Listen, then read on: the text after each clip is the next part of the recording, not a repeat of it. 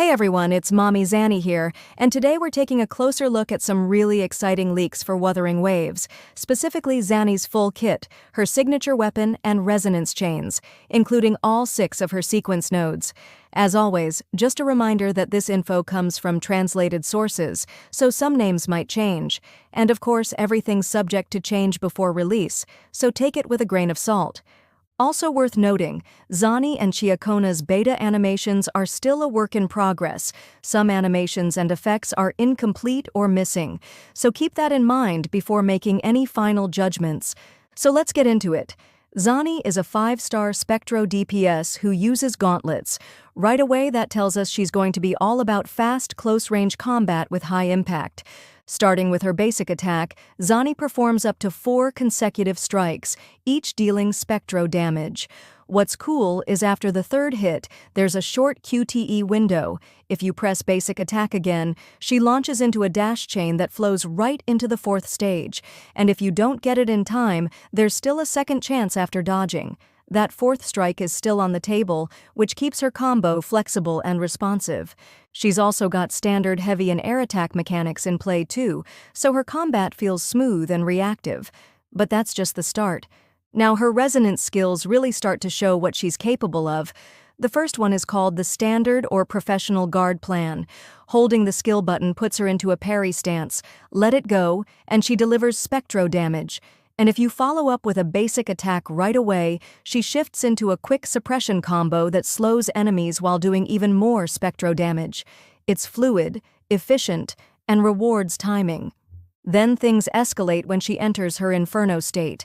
Her resonance skill transforms into the Advancing Annihilation Plan. If her energy gauge is full, she enters a prep mode.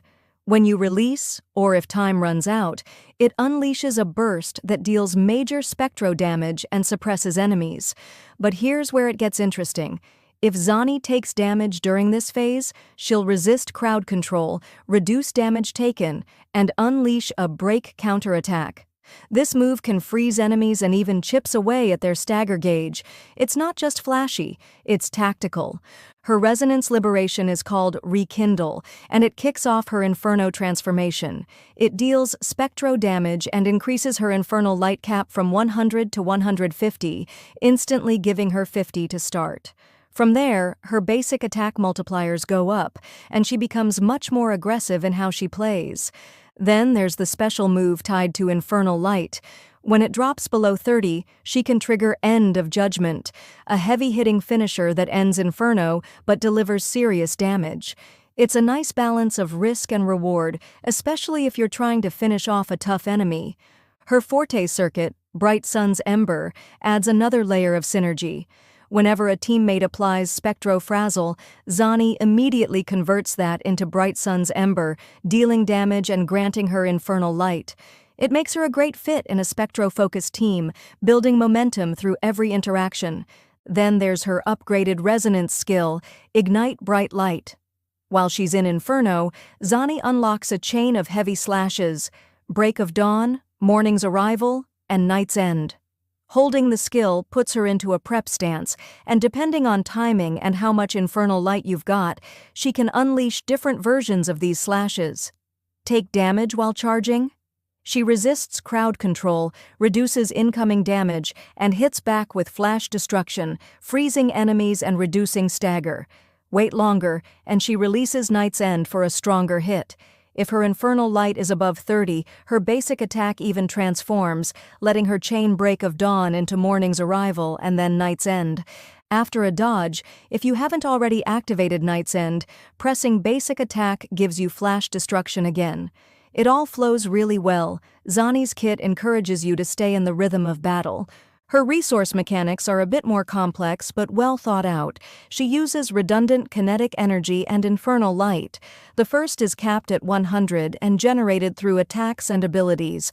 Infernal Light powers her Inferno state and heavy attacks, building up through Spectro Frazzle effects and resonance abilities. It's a cycle that rewards consistent action. Her talents add even more to the package. Her intro skill buffs Spectro damage by 12% and reduces damage taken by 20% for 14 seconds while she's in Inferno. Her outro hits all nearby enemies with a burst of Spectro damage that scales up to over 750% of her attack. One of her inherent skills boosts Spectro damage by 20% during Resonance Liberation, and the other lets her regain energy every time she lands a heavy attack on a Spectro-frazzled enemy. Everything works together. Nothing in her kit feels wasted. Her signature weapon is no joke either. Base attack of 588 and nearly 48.6% critical damage as a substat. On top of that, it increases her attack by 12%, allows her to ignore 8% of enemy defense during Resonance Liberation, and boosts Spectro-frazzle damage by 50% for 14 seconds. It's built to amplify her strengths across the board. Let's go over her sequence nodes real quick. Sequence Node 1 boosts Spectro damage by 50% for 14 seconds after using Advancing Annihilation Plan and gives her crowd control immunity during Night's End. Sequence Node 2 raises her crit rate by 20% and increases the multiplier of Advancing Annihilation Plan by 80%. Sequence Node 3 is a damage escalator. Each Infernal Light spent in Inferno boosts End of Judgment's multiplier by 8%, stacking up to 1,200%. Sequence Node 4 gives a 20% attack boost to the whole team for 30 seconds after using her intro.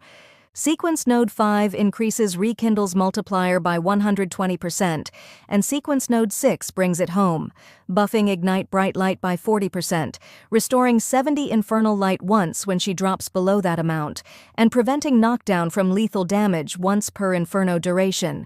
Zani has everything: survivability, high output, synergy, and momentum. She's built to dominate in fast-paced, team-based combat. Here's my final thought based on all this. Zani is shaping up to be one of the most complete and well-designed DPS units we've seen in Wuthering Waves so far. Her kit is full of smooth transitions, smart interactions, and meaningful choices. Whether you're a high-skill player who likes timing and parries, or someone who enjoys big payoff moments, she looks like she'll deliver. If the numbers hold up post-release, she'll be a powerhouse in both solo content and coordinated team play, and with her unique Spectro-frazzle synergy, she brings even more value in Spectro-heavy comps. I'd say she's absolutely worth watching if you're planning your pulls. So what do you think? Is Zani the DPS you've been waiting for, or is there something in her kit that makes you hesitate? Let me know in the comments. I'd love to hear your thoughts. And if you found this breakdown helpful, don't forget to like, subscribe, and hit the notification bell so you don't miss out on future updates. Thanks for hanging out with me today, and until next time, take care, stay sharp, and keep on playing.